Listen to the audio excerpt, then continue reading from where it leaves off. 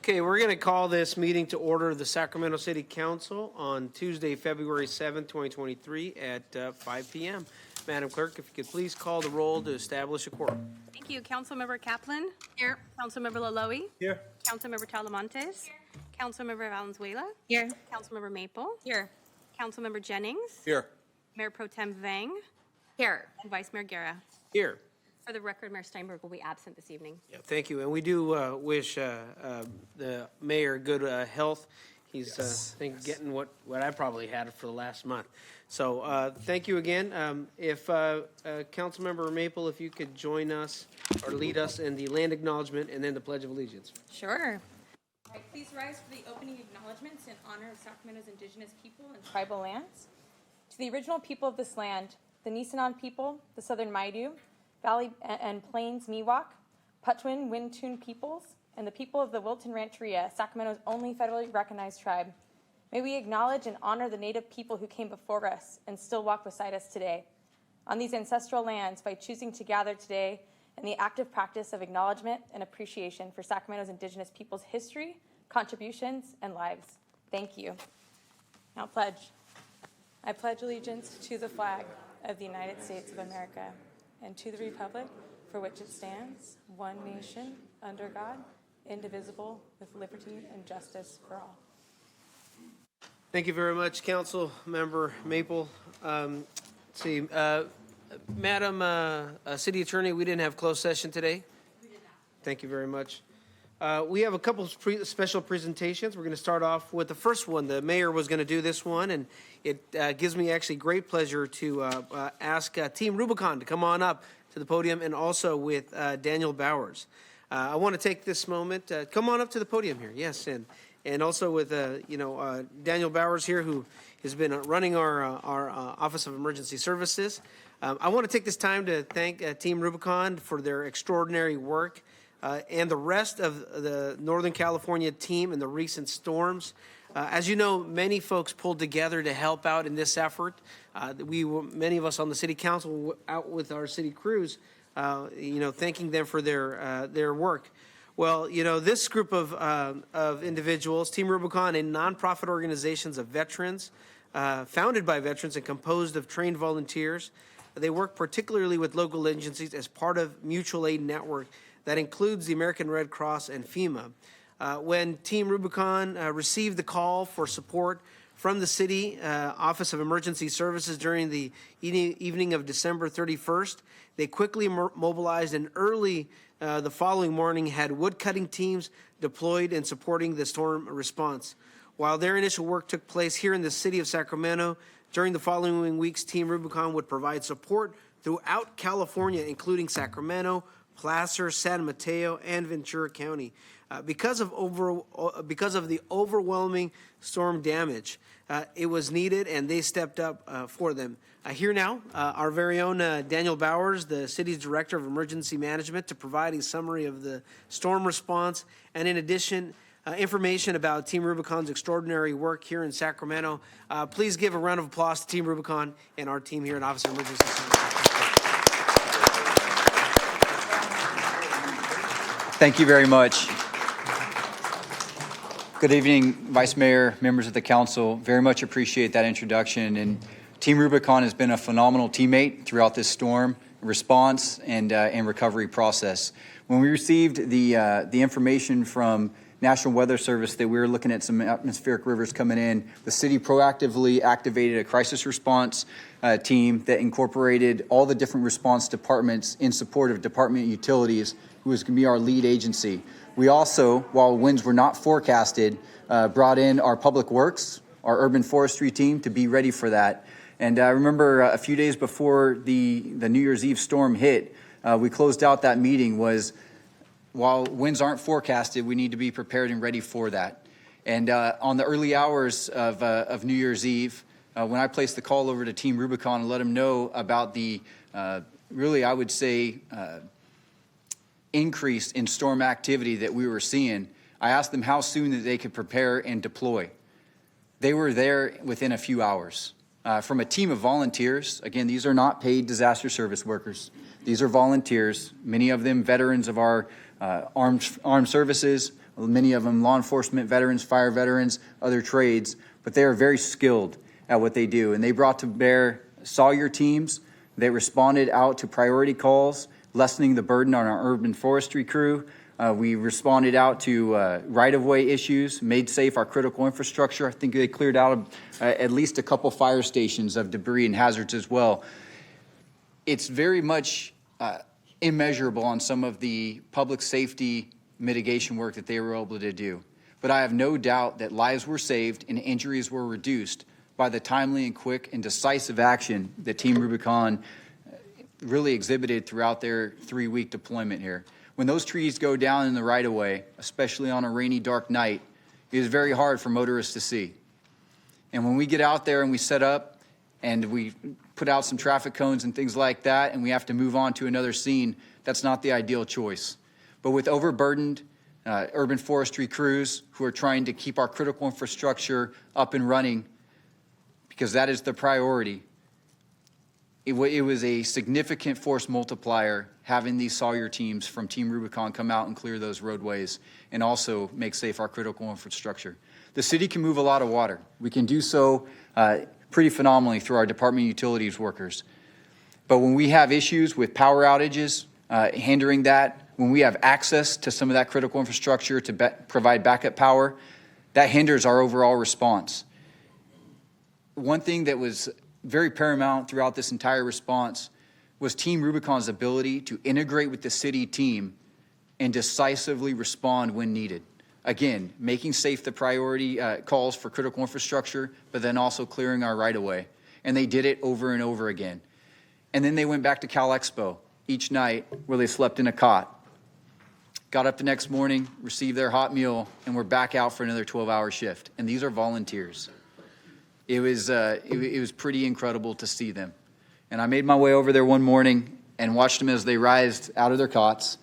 And one thing that struck me was their enthusiasm and how happy and really jovial they were to get to go out and do good for the community. And it's oftentimes desired, it's oftentimes thought about to find that selfless service and that esprit de corps to help others, but it's very seldom seen without some sort of agenda. But these folks behind me, they exhibit that. Just true selfless service to their fellow human beings. And I'm very proud to work with them. And I think the culminating event for me during this storm response was a couple weeks ago. After the priority calls were done, the right-of-way was cleared, and the critical infrastructure was made safe, we moved on to some of the less critical areas, including Land Park and then the marina. And as I remember cleaning up the marina out there, we also brought in some Marines from the local station to help us out. We had Public Works crews out there.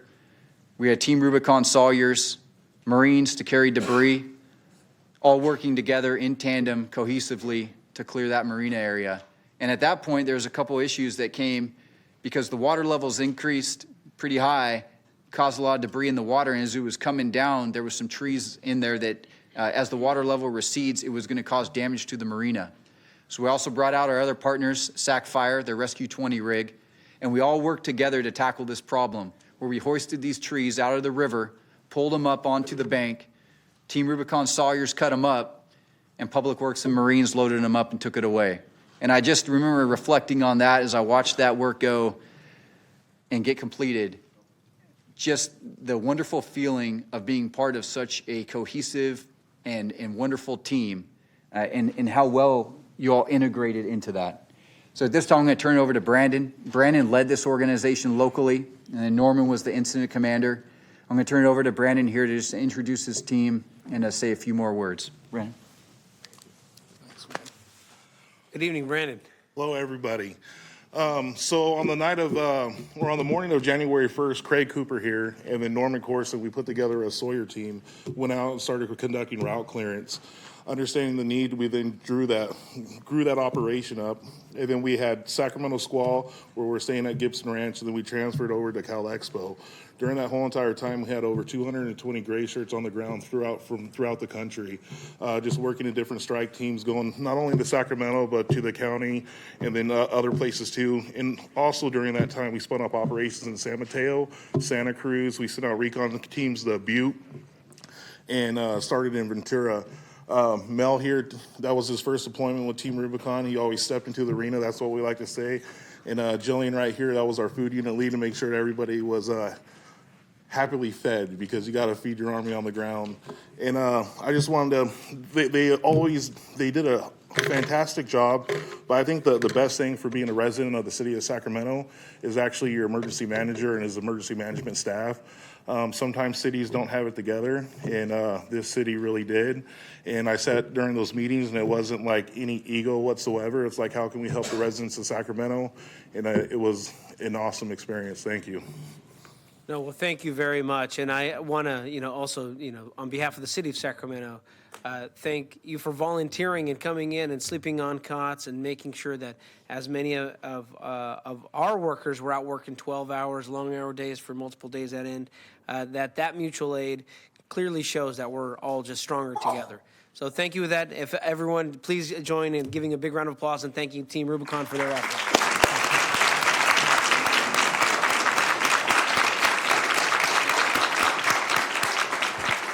Now, I think Mr. Bowers has a little resolution here for you all. We do.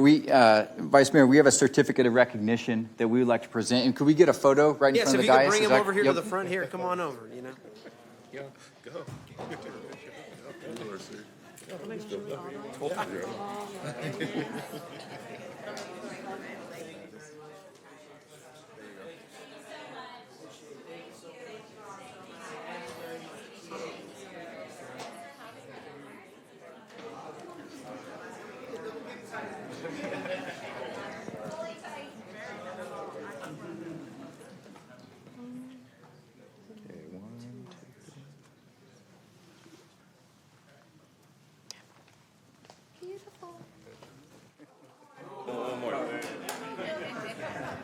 Sorry, I'm lagging. Thank you so much. much. All the other volunteers who also helped out. I know CERT was out there and many other organizations that came out to during that storm. Quite an event on New Year's and then shortly thereafter, another week after. Madam Clerk, we have another special presentation here in our agenda today, and I'm going to pass this over to our council colleague here, Councilmember Katie Valenzuela. Thank you so much. Well, it is my honor today to be recognizing the graduate cohort of the Boards and Commissions Leadership Institute. For those of you who aren't familiar with BCLI, this is a privately run program in the community where community members who are interested in serving on boards and commissions can get technical skills, new information, and build their network so that they can be successful advocates for their community. And so many of these folks already have amazing experience on their own, that this is really just to give them that extra wraparound support so that they can go off and be really successful community leaders. So this program started over 10 years ago at the Sacramento Housing Alliance, and I had the honor of staffing that program when it was at the Housing Alliance. Then I got to run it for the Building Healthy Communities project with the California Endowment in South Sacramento, and now its new home is at Organized Sacramento. And what's so great about OrgSac as a home is that they've really built a strong partnership with our labor partners to ensure that we're bringing in labor leaders and other amazing community members to make sure that we're building a bench of the leaders that are to come behind a lot of us when we get to out of our council seats and are looking for folks to come in and help run our communities well.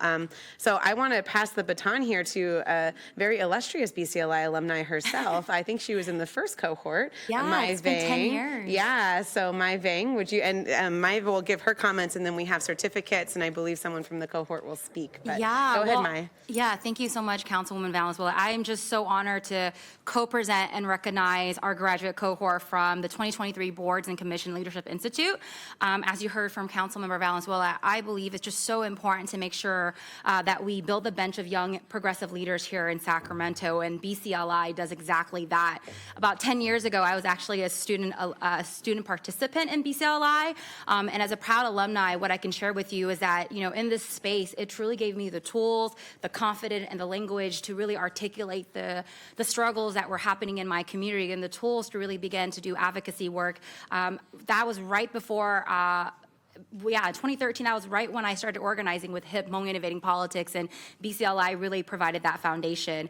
Many of the participants that go through the program are actually folks from low-income communities, communities of color who have a proven track record of doing work around social justice and improving their neighborhoods. And a lot of these folks are really passionate about disrupting the system and making sure that we create a system that really works for everyone here in the city of Sacramento. Some of the topics, and it's a 6-week course, so it's pretty intense, but some of the topics that are covered revolves around power and privilege, land use and affordable housing, health equity, environmental justice, and labor organizing 101. And so just, I want to say congratulations to all of the graduates of the cohort, and I look forward to actually seeing many of you serving on boards and commission. I also do just want to give a quick shout out because BCLI was where I actually made a lot of longtime friends through organizing, so I want to give a shout out to Andres Ramos as well, who's the I believe the chair of the Sacramento Dems, the county Dems as well. So I want to give him a shout out if he's watching this. But long life friendships and really where I began my organizing and learned a lot from BCLI. So just can't wait to see all of y'all serving on the city council and on the board of supervisors. That's the reason why BCLI was created. So with that, I think it's my job to read out their names. And okay, so we have Vanessa Kudabak.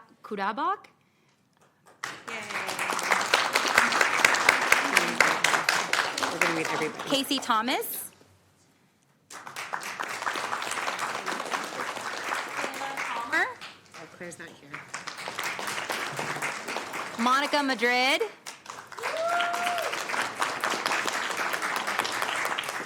Sarah Comer. Dylan Hoy Bianchi. Oh, he has, okay. My staff, Asian Lee. Yay, Asia. And also another city staff, Eduardo Madrid Moreno. I think it's pretty awesome that we have 2 city staff that went through the program as well. So I want to give a shout out to both of them. So I think they want to say. Yep.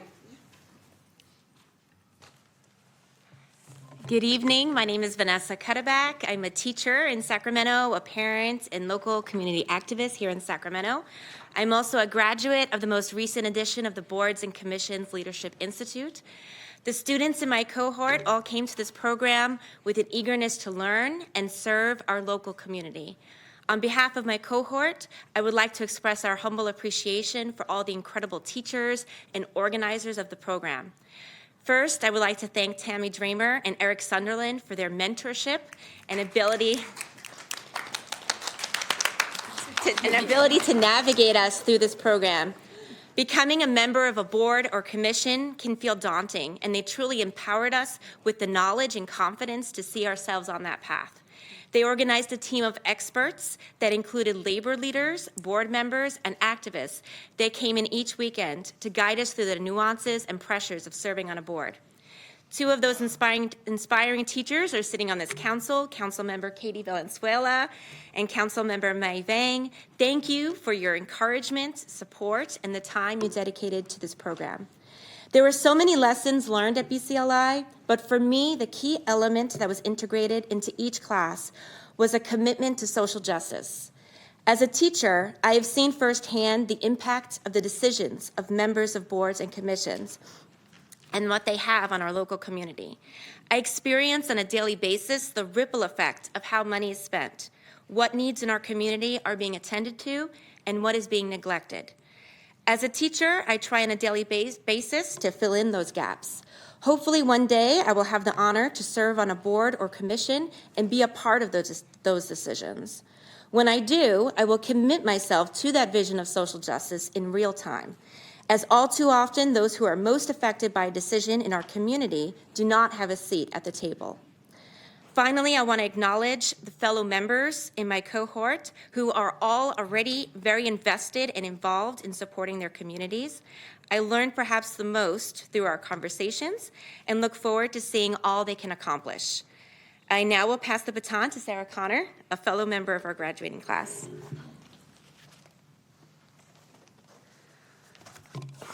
Thank you so much. I'm not nearly as polished or professional as Vanessa, But I just wanted to express my genuine appreciation to my cohort and to everyone involved in organizing BCLI for this opportunity.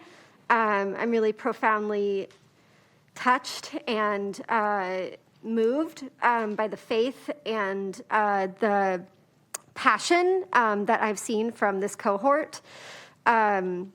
The commitment to speaking up for what's right, even when it's challenging, such as speaking out in local meetings such as this one against police brutality, against and for responsible spending of our resources, and to make the world a better place, even starting in Sacramento.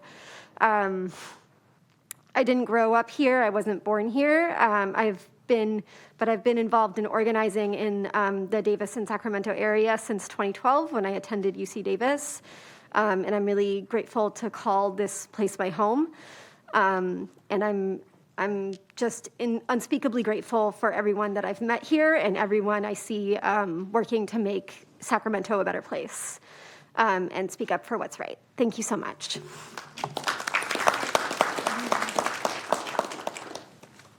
Good evening, Tammy.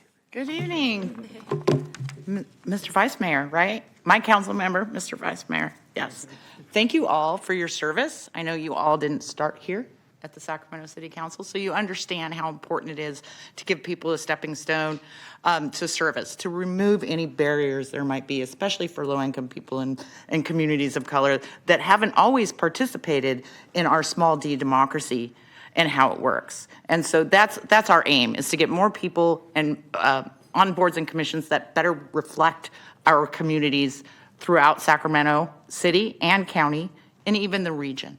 So for those of you who don't know, Organized Sacramento provides these sorts of trainings and education and technical and personal assistance in order to bring positive results when community issues like workers' rights or affordable housing or social equity and other issues become organizing campaigns.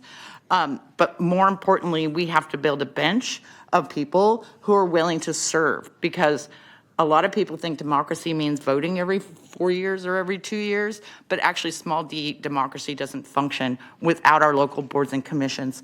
And that's not just at agencies like these, but that's also our neighborhood associations and our Little League boards, right? Our swim team organizations. So we just want to give everybody the knowledge, a base that they can have the confidence to serve and serve their communities.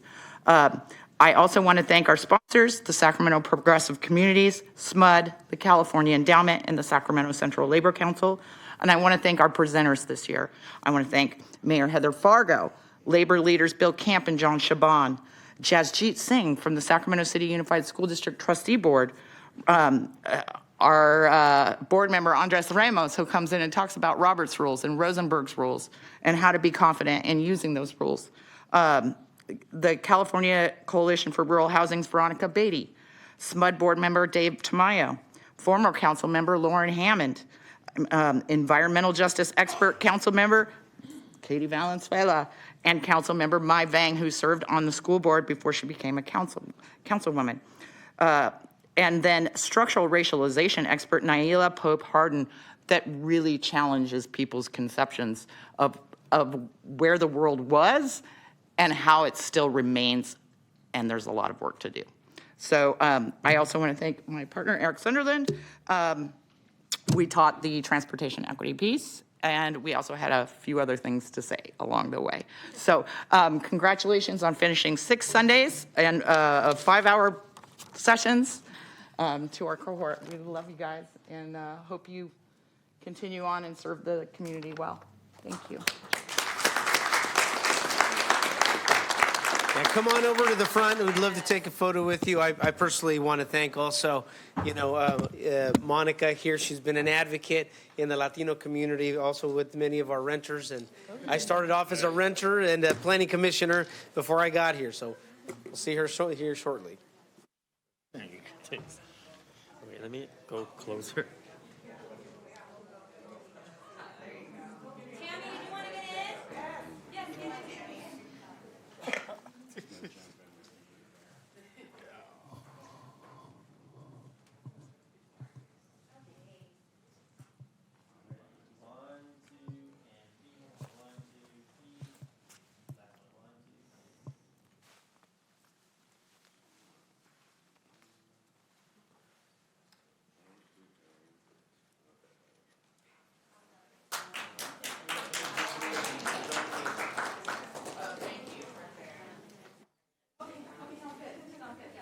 I also forgot, we're having a celebration at Organized Sacramento from noon to 4 on Saturday, and you're all invited, 1714 Broadway. Thank you, thank you, Tammy, for that, and thank you, Eric. Appreciate you also giving up, 6 weekends of your personal time on top of what you do during the week to help prepare the future. Thank you very much. Those are our special presentations for today. Madam Clerk, can we move on to the first order of business on the agenda? So the first order of business is the consent calendar, items 1 through 19. Thank you very much, Madam Clerk. Before we call members of the public, I know Councilmember Maple wants to speak on item 19. Are there other comments on other items from members? If not, Madam Clerk, please go ahead and call the member signed up to speak from the public. Thank you. I'd like to remind members of the public, if you would like to speak on an agenda item when the item begins, if you're in council chambers, fill out a speaker slip. If you're on Zoom, raise your hand. After the first speaker, we will no longer accept speaker slips, and the raise hand feature in Zoom will be disabled. So my first speaker is Shannon Stein.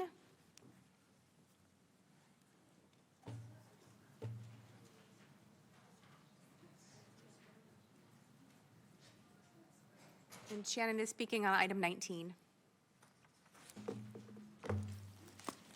Good evening, everyone. It's lovely to see you. I'm Shannon Stein, Chief Operating Officer at Habitat for Humanity of Greater Sacramento.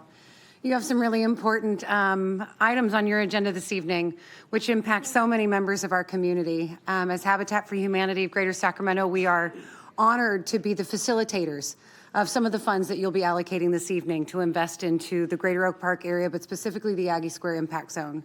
95817, 95820, 95824, and 95828. It's our honor to be able to facilitate these funds into reinvesting them back into the community and back into the residents of these communities. For far too long, we have allowed these communities to be underserved and underinvested and have created a system where these communities continue to live in the threat of displacement, code violation, and a variety of other housing challenges.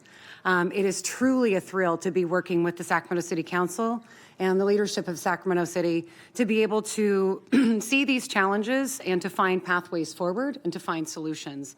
It's truly an honor to be working with the City Attorney's Office on some of the initiatives that we've been working on in the past year to address challenges that have been brought up that we've worked together and collaborated on to find solutions for.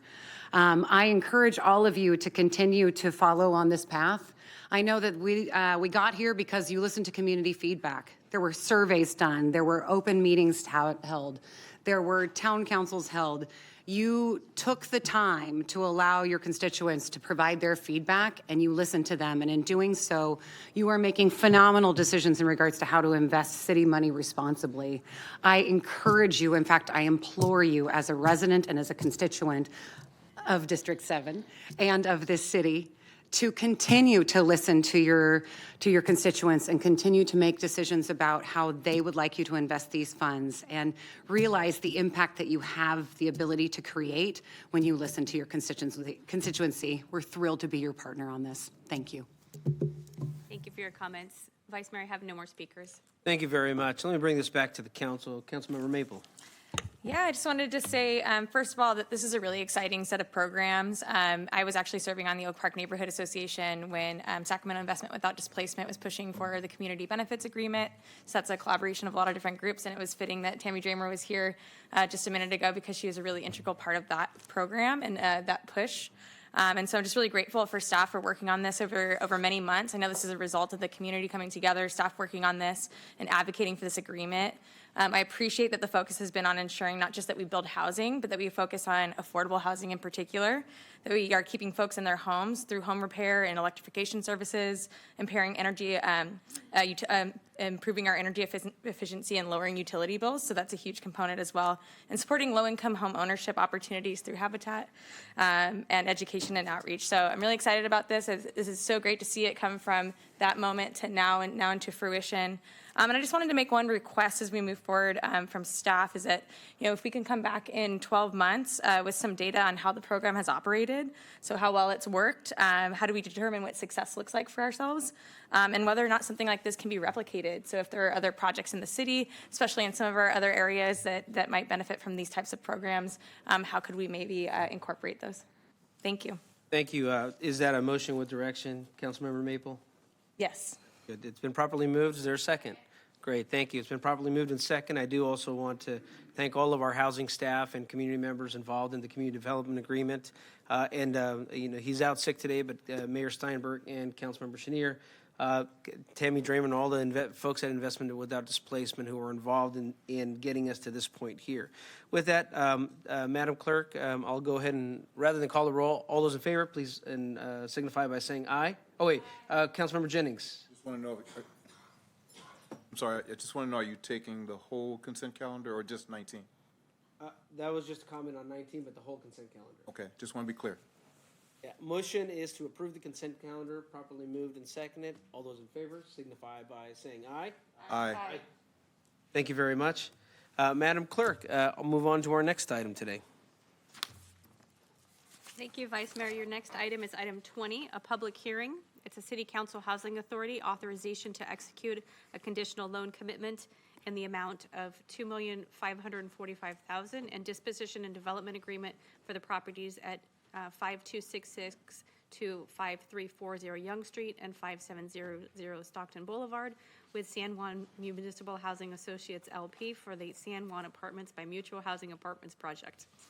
Long name for a very great project. Yeah. I was thinking that as well. Thank you. Good evening, Christine. It's Good great to evening. see you here. I can't believe we're at this point in our time. It's So, very exciting, yes. Well, good evening. I'm Christine Weichert with Sacramento Housing and Redevelopment Agency. And this evening, we are requesting approval for disposition and development agreement and seller carryback loan for the City Housing Authority property owned at this site and a commitment of $2 million loan for the acquisition, construction, and permanent financing of the San Juan Apartments by Mutual Housing. In addition, this morning, we were at the Board of Supervisors who approved the issuance of mortgage revenue bonds and a $20 million loan commitment plus disposition of county housing authority land. So as background, and I'm going to move this, sorry.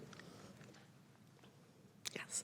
As background, between 2008 and 2010, SHRA purchased 8 parcels located on Stockton Boulevard and Young Street, totaling 5.5 acres.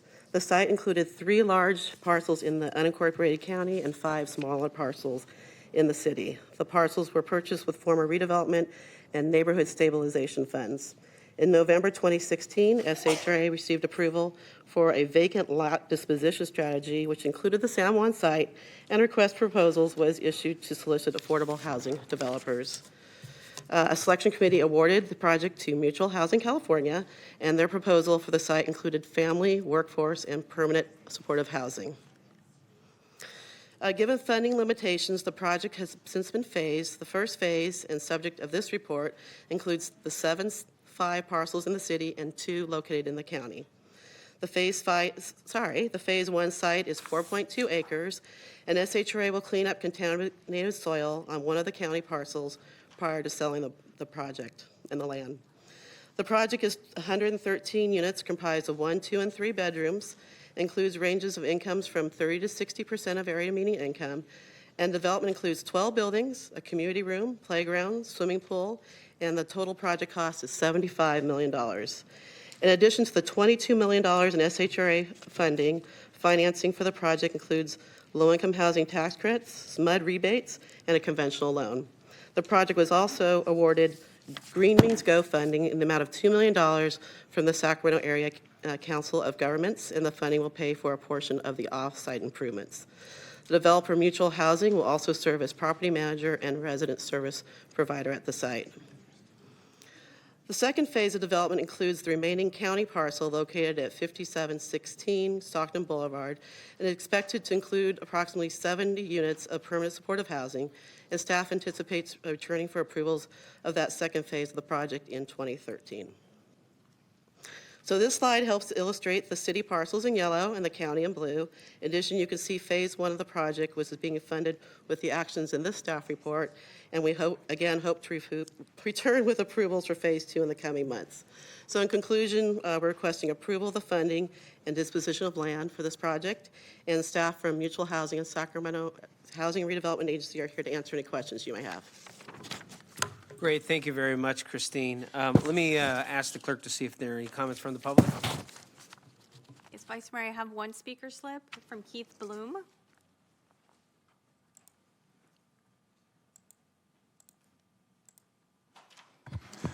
Vice Mayor Guerra, fellow council members, Keith Bloom with Mutual Housing California. Very much appreciate your consideration of our request for the San Juan Motel project. Very important project to us. We know it's also a very important project to both the city and the county. I also want to give a very big shout out to SHRA staff, Christine, Michelle, and their staff. We've been working together for now about 2 years on this project, going through several iterations. It's a very complicated project, and they've been very helpful, extremely helpful in getting us to where we are today. With hopefully your funding approval as well as the county's this morning, we've also submitted a bond and tax credit application as of a couple hours ago. And should we be successful in getting that funding here in the next couple of months, we look forward to starting construction probably late October of this year. Again, appreciate your support, and I'm here to answer any questions you folks may have. Great, thank you very much. Vice Mayor, I have no more speakers on this item. Fantastic, thank you. Let me bring this back to the council. Seeing no comments from the council, I just wanted to personally thank all of SHRA staff, Mutual Housing that are involved, and to talk, this has been a community-driven initiative. Back in 2012, 2012, we were trying to figure out how we get that vacant area that had become blighted, but caught up in the fall of redevelopment, where the city owned part of it, the county owned part of it, and the quasi-state agency owned another piece of it. So this site would never have been developed, but I think for a number of people engaging in here, I do want to give a shout out to Stephanie Francis from the Fruit Ridge Manor neighborhood. That association, when I first ran, said that this is a key thing we have to fix, and was relentless in pushing this. I do want to thank Senator Pan, who also drafted legislation to help us connect and conjoin the properties as well. Also want to thank our folks at the county who participated in this. But it was, I do think, the collective effort of so many people to try to get this project where they are. One direction that I would probably ask our city staff and encourage our SHRA staff and our county partners is that in their legislative packet, and I'm looking over at our Chair of Law and Legislation, one of the concerns that I have had in this project is because of us wanting to add a child care center, it makes the project less competitive. And unfortunately, adding amenities that support the needs of working families and those in affordable housing actually counts against you. And so this project, unfortunately, it suffers from that. So I would like to make sure to see if there are legislation or their efforts at the state level that can look at the point system, not just on the lowest cost, but are there things or amenities that help support those who are in need, who are in affordable housing developments, to be able to have them. Those should count in support and not jeopardize the project. Last, I know we're moving forward on this, but I would like to say that I enjoy the pool, particularly when it's 102 degrees. But I would like to see if there's more thought process in the cost of other amenities that can be used all year round. When it's 32 degrees outside, I think that space could be better used, and maybe we could find other amenities that can address the heat and also the variety of the day. And that would reduce our cost too, because pools are difficult to maintain. All to say, this is bringing another amount of affordable housing on Stockton Boulevard, and this is extremely low-income housing, along with a mixture of the affordable housing level. So it's a good project, one that's taken many people to get into this place. Again, another effort of us being stronger together in the developments that we're making on Stockton Boulevard. With that, I'll ask for one of my colleagues to open and close the public hearing. I'll move to open the public hearing. And is there anyone want to close? I'll close. It's been moved to open the public hearing. It's been closed by Councilmember Vang, and move the item. Is there a second? I heard seconded by Councilmember Lowy. All those in favor, please signify by saying aye. Aye. All those opposed? Thank you very much, and congratulations to the members of District 6 for years of work on this. Thank you. And thank you to California Mutual Housing. Madam Clerk? So your next order of business is council comments, ideas, questions, AB 1234 reports. Let me bring this, actually, if you can, why don't we move for public comment first, and then we'll move over to council comments. Oh, okay, yeah. Why don't we do this? Let's do public comment first, and then I'll take a speaker's list since the dais thing isn't working. Great, thank you. I have 5 speakers signed up to You're speak. number 1. Mary Tapple, then Cesar Aguirre, then Monica Madrid.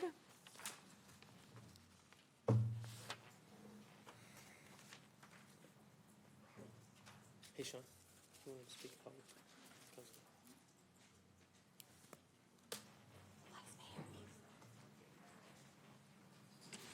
Hello, Vice Mayor Gerta and the rest of the council members. I want to thank all the many members of the council who supported some of the grant funds being used to purchase the Rook piece of equipment for the police department. I've come from the north area where I've had the experience years ago having a gun in my face. I'm very much aware that violent crime is real. I get police reports about all the assault rifles and ghost guns and other weapons they are taking off the streets, and we know there's a lot they haven't got off the street. We have the cases of people barricading themselves, wanted, armed, dangerous people in buildings, and we need this kind of equipment for our police force to keep the officers safe. For example, Tara O'Sullivan was not kept safe. She's one of our community service officers who was killed by an armed suspect using an assault rifle and the so-called cop killer bullets that go through the safety vests of the officers.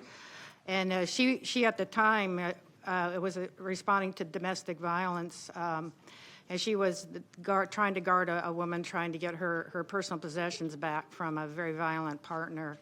And this very young officer was killed just a few blocks, actually a few houses down from and across the street from where my husband first lived in Sacramento. So thank you very much we always need officers to be kept safe on the job, and we always need the public to be kept safe. And we have way too much gun violence, even gang warfare downtown.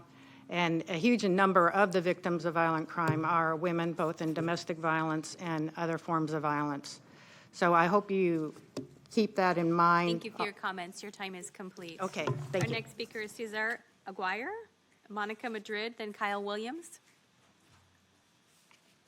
Hi, Council. My name is Cesar Aguirre. I am here to address y'all on the vote that you made on that Rook, just as the previous speaker mentioned. Yeah, let's talk about how that's going to be used, right? Because I imagine that y'all were thinking that this is something that's going to protect those who are employees of the city or the county.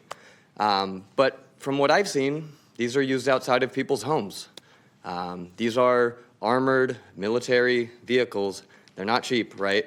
And they're used to enact violent, aggressive actions on people in our community. So who do we want to protect? Are we valuing the lives of our officers before our community members? If we really do value the lives of our officers, then why are we going to send them in to do those types of missions where they would be shot at? This isn't an easy subject for me to speak on. Not too long ago, law enforcement came into my home, where my family was. They came into my friend's home with their young child.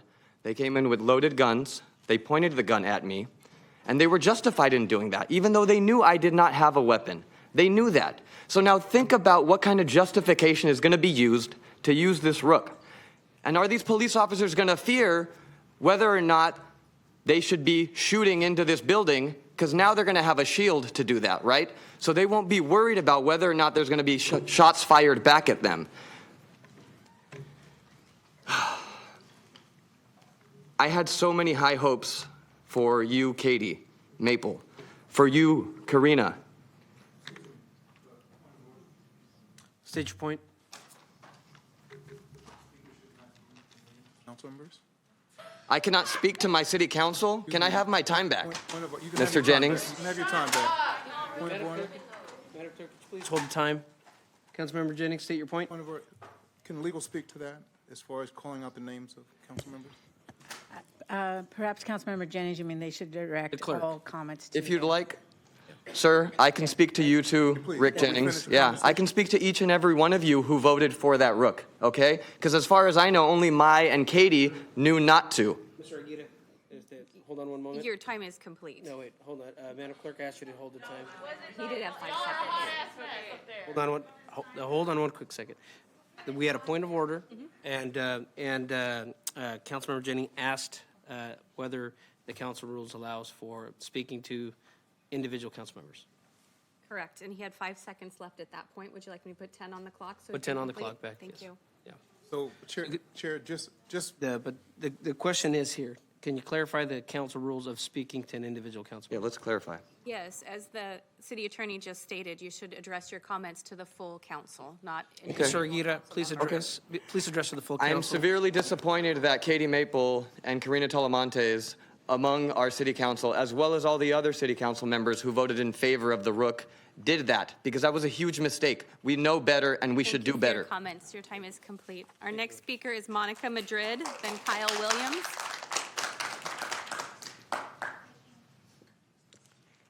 Hello, thank you, council, and thank you, council, for being here. But I'm also upset and disappointed in city council members, especially city council member that we helped getting elected. And I'm looking at her since I can't say her name. You know, she said she was going to be for police reform, and she voted for this rook. I'm here with APTP. I'm an organizer with ACE in South Sacramento. That's a community that I organize. Mac Road, your district, in your district. Thank you, Councilmember Ving, for voting for your district. But what we're here to, we demand a moratorium on all military equipment purchases.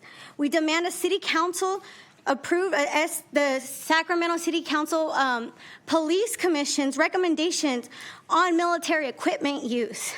We demand a data transparency ordinance for the Sacramento City. We demand an end to Sacramento Police Department's use of pretextual traffic stops. We demand an end to Sac PD's use of unmarked cars and plainclothes police officers. We demand Sac PD to dissolve its gang enforcement and problem-oriented policing teams. I can say this right now that these people are targeting the Black and brown communities, particularly in Council District 5 and Council District 8. We demand a moratorium on all sweeps of the homelessness by Sac PD, especially if you guys can't make sure that these apartment complexes are being well kept on Mac Road. Yet over here, you guys are doing sweeps to the homeless. I think you should reprioritize your code enforcement here in the city of Sacramento. We demand an end to Sac PD's traffic enforcement. And one last thing, not on the demands, but something that ACE is demanding, is for the city of Sacramento to make it illegal for property managers and landlords to harass tenants. So pass a tenant anti-harassment policy. Thank you. Thank you for your comments. Our next speaker is Kyle Williams. Our next speaker is Kyle Williams, then Carly Brannon, then Daniel Marino.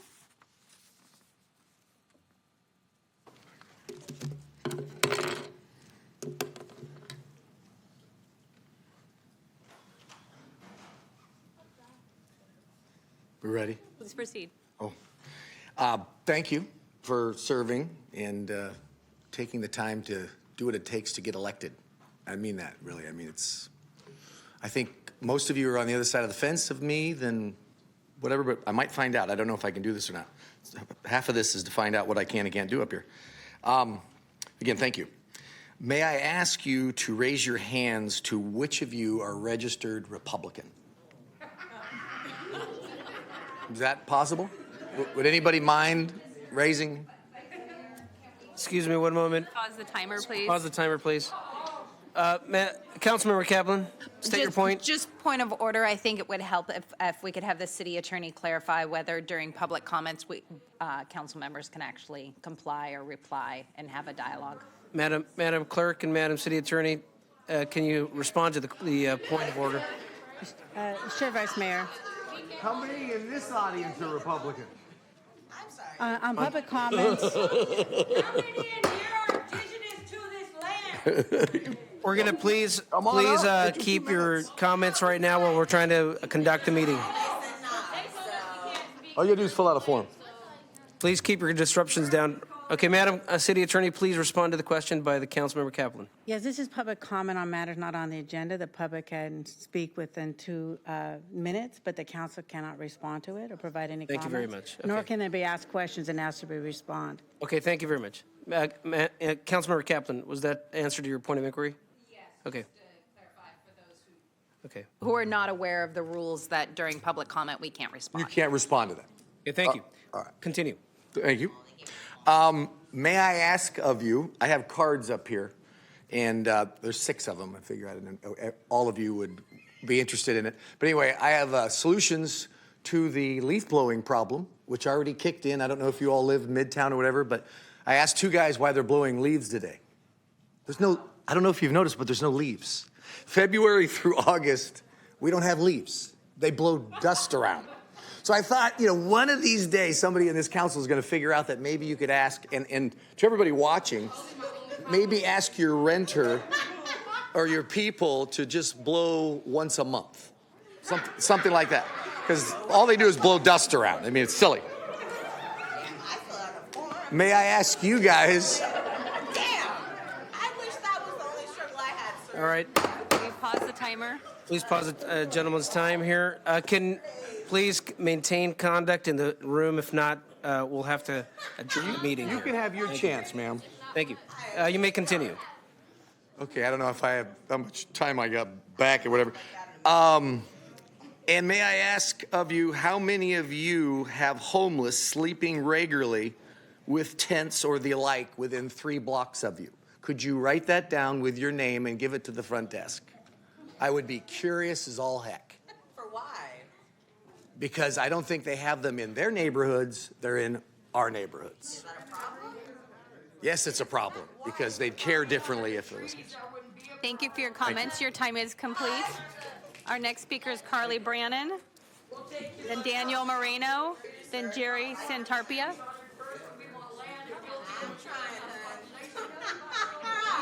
I All right. have 6 more speakers. Okay. If we continue to have disruptions during the council meeting, we'll have to adjourn the meeting. Good morning. Good evening, Carly.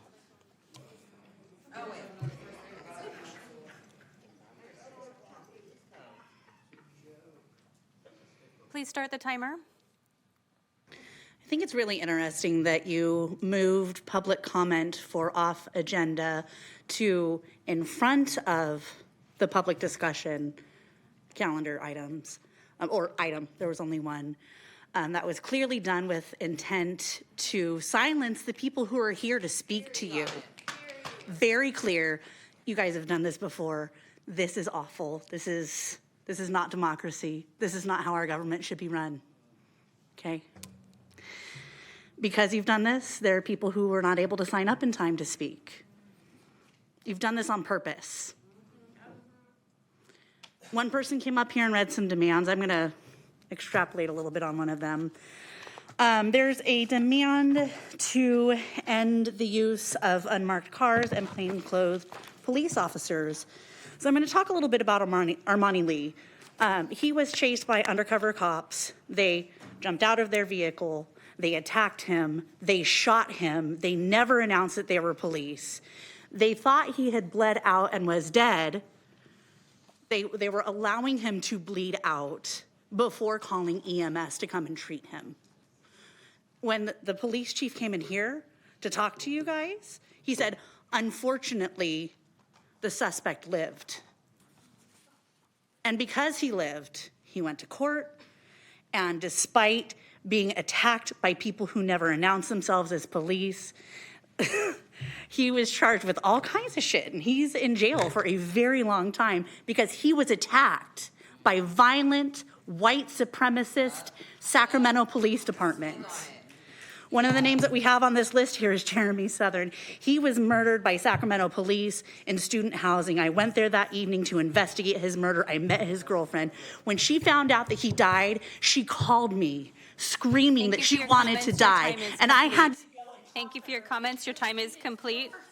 Our next speaker is Daniel Moreno. Thank you for your comments. Your time is complete. Next speaker is Daniel Moreno. Mr. Moreno? Next speaker is Daniel Moreno, then Jerry Santarpia, then Antoinette, and then I have 2 additional speakers online. Good evening. Good evening. My name is Daniel Moreno. I am a union member with the Carpenters, and I have been a Carpenter member for 20 years now. And I just came here to give you some certain points that I think are very important to the community. Members have been commuting larger distances every year and to find work that are livable, to have a livable wage and health benefits. Some of the points, local hire policies help ensure new development benefits to all members of the community.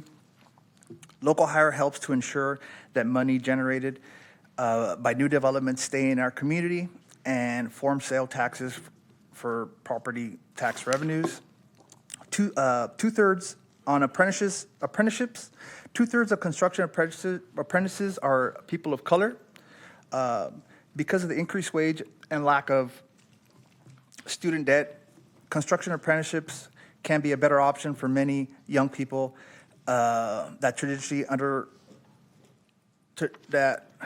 a traditional undergraduate program. Construction apprentices program are proven to escalate to the middle class, trading tens of thousands of California residents every year at no cost to taxpayers. And my final points are healthcare. Construction workers, particularly those not represented by the union, are more likely to lack healthcare and rely on government safety net programs. Nearly 50% of California construction Thank you for your workers. comments. Your time is complete. Thank you. Thank you for your Our time. next speaker is Jerry Santarpia, then Antoinette.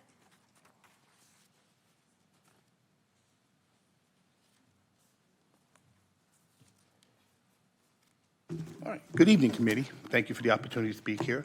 I am also a carpenter with the NorCal Carpenters Union. I've been a carpenter for 37 years, third-generation union carpenter, and it's paid dividends for me and my family. I became a union organizer a little less than a year ago because I seen workers unrepresented, who don't have health care, do not have apprenticeship programs, who struggle just to get ends meet, who are one accident away from bankruptcy. You know, construction used to be a well-paying industry, but due to no bid or low bid requirements, it's been a race to the bottom. It's so bad that 38% of construction workers in America are now on one or more social assistance programs. That's almost 2 out of every 5. 31% do not have access to health care. If you compare all the other industries combined, they're only 10%. So a construction worker is 3 times more likely not to have health care. He's also three times more likely to commit suicide. If you don't have health care, you don't have mental health care. When we claim our plan our budgets, right? People who are going to cut our grass get area standard wages. The people who clean our streets or take care of the parks or serve school lunches get area standard wages with benefits. When we hire teachers, we don't hire them because they're going to do the jobs for the lowest. We hire them because that is what is best for our children. It's the same with law enforcement. We don't hire them because they're the cheapest. We hire them to keep us the safest. So I ask you, why should it be any different for the men and women who build the buildings that most of us work, live, and socialize in? I don't think it should be. So I ask you today to do away with your no bid or low bid requirements and start putting language in there, pre-qual language that requires people to have health care, apprenticeship programs, local hire for people who live in the community, can work in the community, and also some sort of apprenticeship program. Thank you. Thank you for your comments. Next speaker is Antoinette. Following Antoinette, we'll go to online, call-in user 1.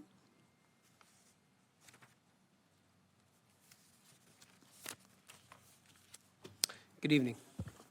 Hi, my name is Antoinette. Like somebody said, they've already went over the list of demands, but one that I just want to repeat again is number one is we demand no more purchases of military equipment until all lawsuits and investigations about SAC PD's response to the George Floyd protests, improper military equipment use, and all allegations, this is a part I want to point out, all allegations, although we know it to be true, of racism and affiliations with known hate groups be resolved. I want to point this out because for y'all may feel like, oh, this is just taboo, this shit don't happen. My brother is Angel Ramos, who was killed by Vallejo police January 23rd, 2017. If you're familiar with Vallejo police, it just is all blown out there now in this whole thing with known racist ass hate groups doing badge bending, making a mockery and trophy out of all of the black and brown bodies that they've killed in Vallejo. So to think that it stops in just one city, to think that this shit is not nationwide, to think that it's not happening in your city of Sacramento is bullshit. It's bullshit. I want to go on to the use and the removal of all Sacramento police officers from traffic stops.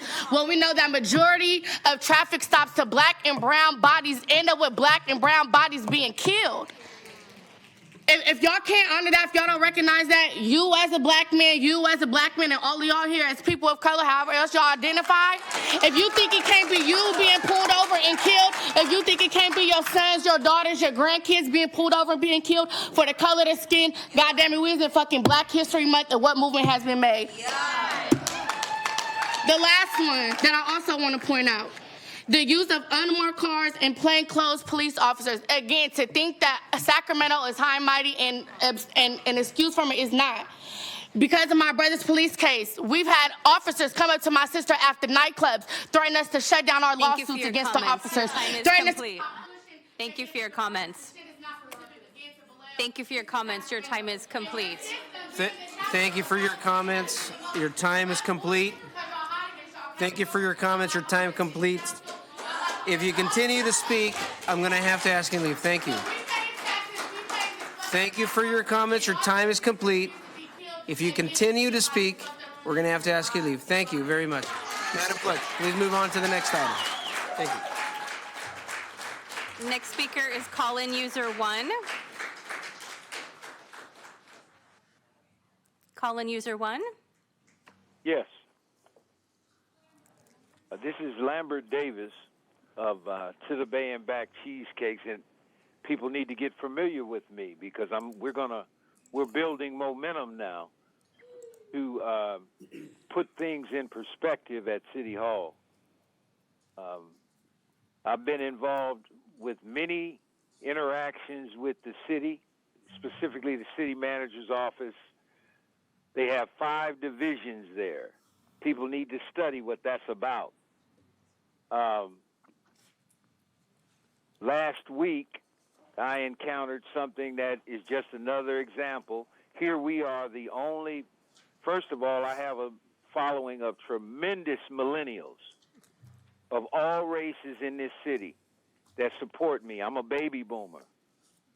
And so they have enlightened me on this city manager's report.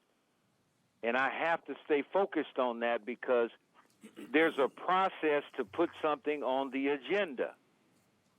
And if it's not going to be honored, we have to find out who's responsible for that, whether it's the city attorney, whether it's whomever. And then last week was the ultimate insult. Mayor Steinberg asked the city manager, are you going to do a city manager's report? And he smugly said no. To me, that's an insult. Some of us have to wait a long time to wait for this public comments not on the agenda. And here it is, a black-owned cheesecake business from Del Paso Heights, an underserved community. We're going viral in the Bay Area, we're going viral in L.A., and we're going viral in Sacramento during the Super Bowl, and we don't get any outreach from the city manager's office. None. How can that be?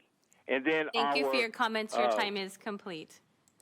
Our next speaker is PJ, and PJ is our final speaker. If you claim to be a progressive to get elected and you voted for the Rook, you're a liar.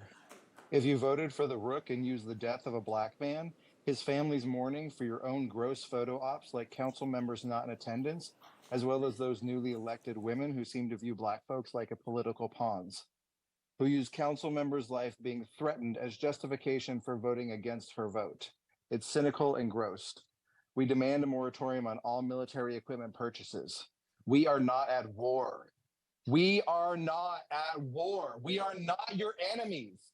We demand City Council approve all Sac City Police Review Commission recommendations on military equipment use and bring all recommendations up to vote in council as a proof of actual transparency rather than the fake stuff that Steinberg pulls.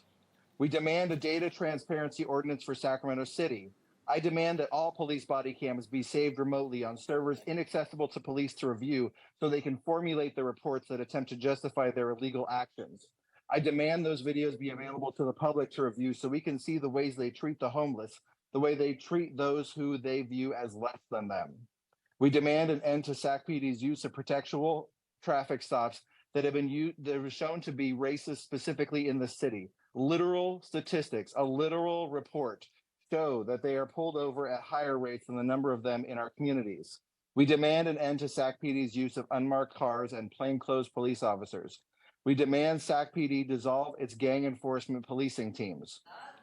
We demand a moratorium on all homeless sweeps by Sac PD. If you care about human beings in the smallest measure, then you need to tell them to back the fuck off. We're tired of their shit, tired of their racism, tired of their classism, tired of their hatred of those suffering from medical conditions, tired of their ageism directed at old, poor folks. The police are trash. They are racist, they are classist, and they refuse to be held accountable via their body cams as the city manager. Thank you for your comments. Vice Mayor, I have no more speakers. Okay, thank you very much. Mr. City Manager, do you have a report? Or Assistant City Manager? No. Let me bring this over to the council for comments. I had on the speakers list here. If you continue to disrupt, I'm going to ask you to leave.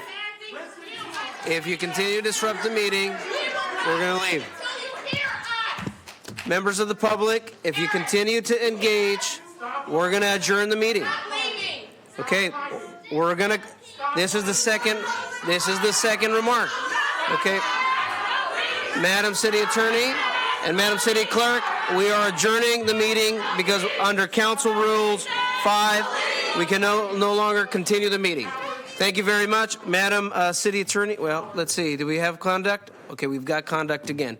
All right, let's move on to the speakers list from the City Council. Councilmember Valenzuela, I have you first on the speakers list. Well, Madam City Attorney, we continue to have disruption under Council Rules 5. We're adjourning the meeting at 6:08 p.m. Okay, this meeting is adjourned. Thank you very much for your time today.